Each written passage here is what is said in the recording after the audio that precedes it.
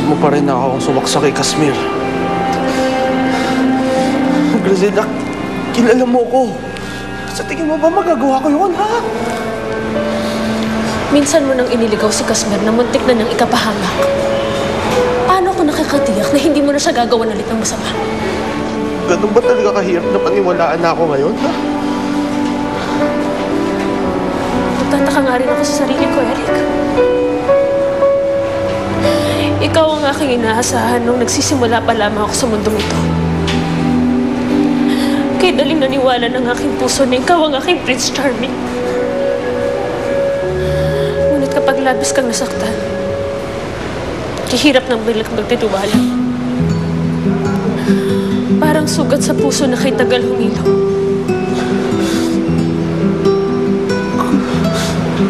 Kung may kapangyarihan lang ako na ibalik ang lahat, gugustuhin ko na hindi ka nasaktan ulit.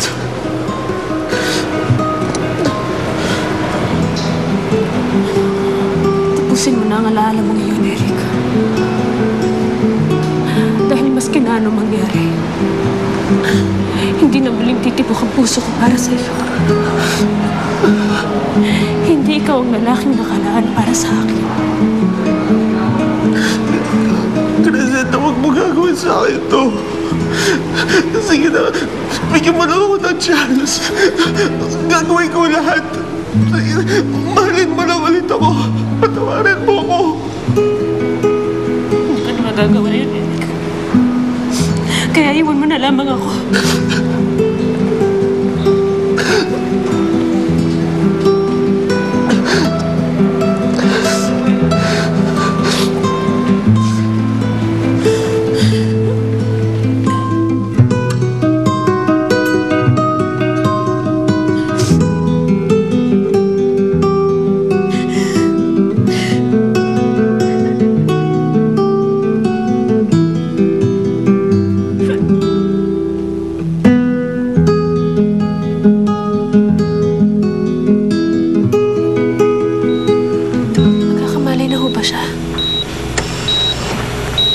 Hindi pa natin masabi eh.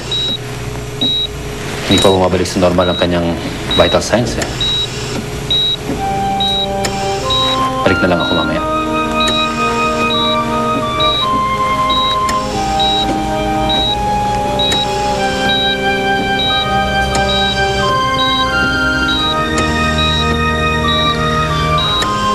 Ginabayan mo ang aking laban sa Fantasia.